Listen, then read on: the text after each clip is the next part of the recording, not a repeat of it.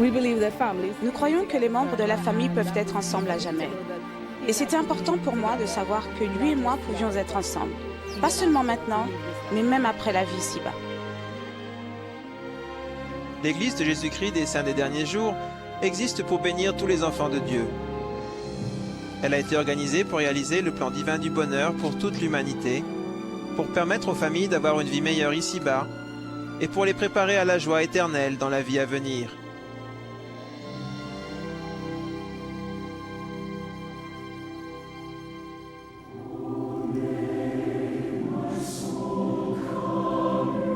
L'Église a son siège à Salt Lake City, en Utah, aux États-Unis d'Amérique, et a actuellement plus de 15 millions de membres dans plus de 160 pays. Nous croyons que Jésus-Christ est le Fils de Dieu. Tout comme l'Église a été organisée sous la direction du Christ à son époque, nous avons un prophète de Dieu qui dirige les affaires de l'Église, assisté par un collège de 12 apôtres, lesquels dirigent l'Église dans le monde entier. Sous leur direction, nous avons des dirigeants locaux qui servent sans rémunération pour administrer l'Église. Ma responsabilité s'étend à toute l'île de Trinidad, qui a plus de 2500 membres. Je donne des conseils aux dirigeants en particulier. Mais même les membres peuvent s'adresser à moi pour que je les aide à surmonter les difficultés auxquelles ils doivent faire face dans la vie. L'organisation des femmes appelée Société de secours a été fondée en 1842. C'est l'organisation féminine la plus ancienne et la plus grande au monde. Son but est d'édifier la foi et la justice personnelle, de renforcer la famille et le foyer et de secourir les personnes dans le besoin. En tant que femmes dans l'Église, nous recevons des responsabilités. Nous pouvons faire du bien aux autres grâce à notre service dans l'Église.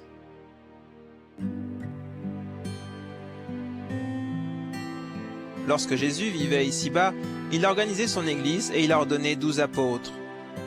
Après sa crucifixion, ces apôtres ont été tués et la vérité a été perdue.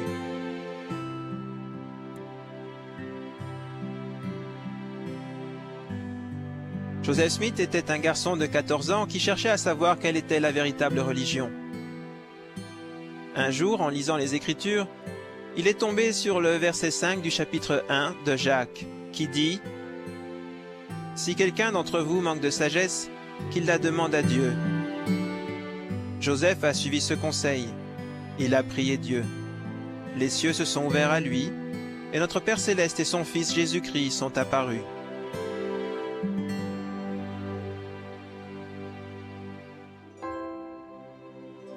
Plus tard, Joseph Smith a été amené à traduire des annales anciennes appelées le Livre de Mormon, qui, comme la Bible, témoignent de la réalité de Jésus-Christ. Par la suite, l'Église s'est répandue couvrant le monde entier. Des missionnaires ont été envoyés dans tout le monde et en Afrique. Des missionnaires sont aussi venus à Singapour, mon pays. Et dans mon pays, la Colombie, aujourd'hui, l'Église s'étend dans le monde entier. Et comme moi, plus de la moitié des membres de l'Église vivent hors des États-Unis. Ici, en République dominicaine, nous avons la bénédiction de faire partie de la même Église qui fut organisée par Joseph Smith. Ce n'est donc pas une Église américaine, mais une Église mondiale.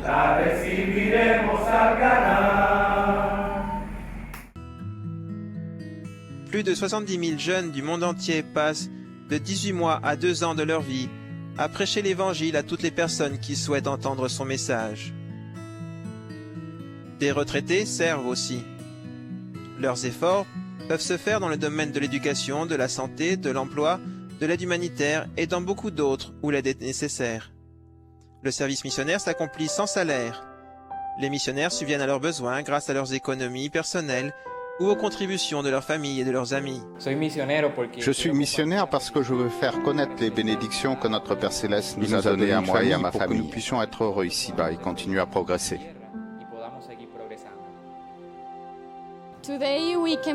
Aujourd'hui, nous sommes venus au temple pour nous marier. Ce n'est pas un mariage seulement pour la vie, mais aussi pour l'éternité. Une partie importante de l'enseignement du mormonisme est que le mariage ne doit pas nécessairement finir à la mort. Le mariage peut continuer dans les éternités et un Dieu aimant l'a conçu ainsi. Ma famille, nous venons juste d'être scellés au temple pour le temps et pour toute l'éternité. Lorsque nous avons vu nos enfants tout vêtus de blanc, nous avons pleuré tous les deux. C'est un sentiment que l'on éprouve mais que l'on ne peut pas décrire. À l'époque biblique, l'idée d'un temple est que c'est un lieu particulier où Dieu est continuellement omniprésent. Un temple mormon est différent d'un lieu de culte normal. Le temple est l'endroit le plus sacré et le plus saint pour les membres de l'Église. Ceux d'entre nous qui vont au temple savent que, dans le cadre de ce culte, nous nous réengageons en manifestant notre désir de respecter les commandements de Dieu et d'être de vrais disciples de Jésus-Christ. Ma famille, Beaucoup de bénédictions. Très heureuse. Parce que nous croyons à l'importance de la famille, l'Église collecte les documents d'histoire et abrite maintenant la plus vaste collection de registres généalogiques du monde. Ces documents sont mis à la disposition du public dans plus de 4500 centres d'histoire familiale de par le monde. Oui, magnifique. Je ne suis pas membre de l'Église mormone, mais je suis très impressionnée par ce qui est mis gratuitement à notre disposition, ainsi que par la qualité des installations. Outre les documents présents à Salt Lake City, la collection de la bibliothèque est de plus en plus disponible sur Internet grâce au site web de familysearch.org. Ainsi, tout le monde peut littéralement faire des recherches de chez soi ou de n'importe où avec une connexion Internet. L'Église de Jésus-Christ des Saints des Derniers Jours est organisée pour aider les personnes dans le besoin et chaque membre contribue à financer cette œuvre. De plus, nos membres jeûnent pendant 2 repas chaque mois et donnent au moins le coût de ces repas comme offrande de jeûne que nos évêques et nos présidents de branche utilisent pour aider nos membres dans le besoin. Je n'ai pas beaucoup d'argent, mais par amour pour le Seigneur, je fais mes offrandes. Je ressens beaucoup de joie quand je fais mes offrandes. L'Église fournit beaucoup de ressources aux dirigeants locaux. Par exemple, dans certains endroits du monde, l'Église possède des fermes et des usines de taille commerciale gérées presque exclusivement par des bénévoles. Là où l'on n'organise pas de production de nourriture, les dirigeants utilisent le fonds du jeûne pour acheter de la nourriture et d'autres articles pour venir en aide. Nous nous efforçons aussi d'aider les personnes dans le besoin par le biais de nombreuses initiatives humanitaires. L'Église m'a donné des poulets à élever et je suis devenue autonome. L'Église de Jésus-Christ a aidé plus de 7 millions de personnes dans plus de 5000 villes et villages de par le monde pour qu'elles aient accès à des sources d'eau potable. Notre programme de vaccination a pour but d'empêcher les maladies évitables de prendre la vie de nombreux enfants partout dans le monde. Nous formons le personnel d'hôpitaux du monde entier en ophtalmologie et en réanimation néonatale. Nous avons aussi un programme de mobilité qui fournit des prothèses et des fauteuils roulants. L'Église apporte aussi ses moyens et son personnel aux collectivités locales dans le monde, là où des conflits ou des catastrophes naturelles engendrent des besoins extrêmes. Ce qui est le plus important, après une catastrophe, c'est d'amener de grands groupes de personnes sur les lieux.